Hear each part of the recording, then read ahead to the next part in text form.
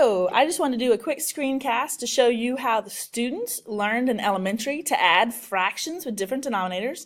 It's very different than the way I learned, and I know Mr. Rodriguez and I were really trying to figure things out this morning, so once I finally figured them out, I thought I'd go ahead and show everybody at once. So what we have here is if we have 1/2 plus 1/3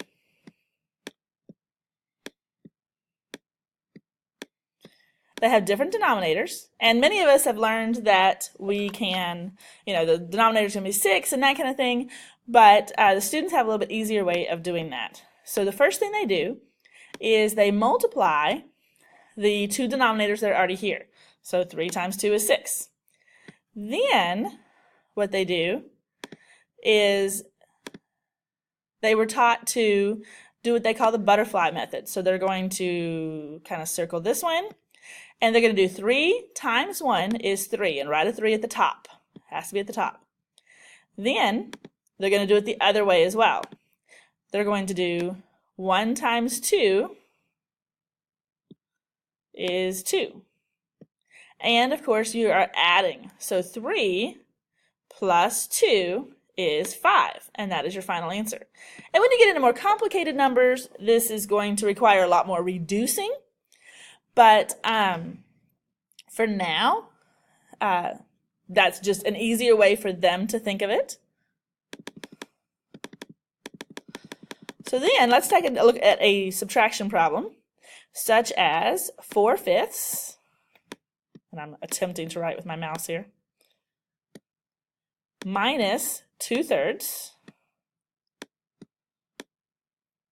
Once again, they're just going to multiply the two denominators that are already there.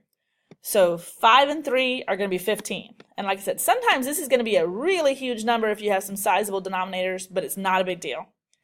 Then we're going to do that butterfly effect. So we're going to do 3 times 4, write it at the top, and that's going to be important in just a second.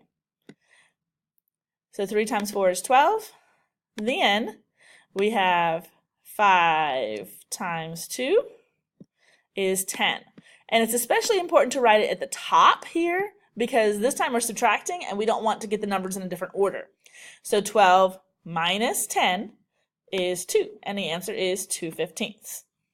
We also had some where we were adding 3 fractions, and one of the things you can probably do is just add the first 2 using the butterfly method if they want to, and then take that answer and add the third fraction.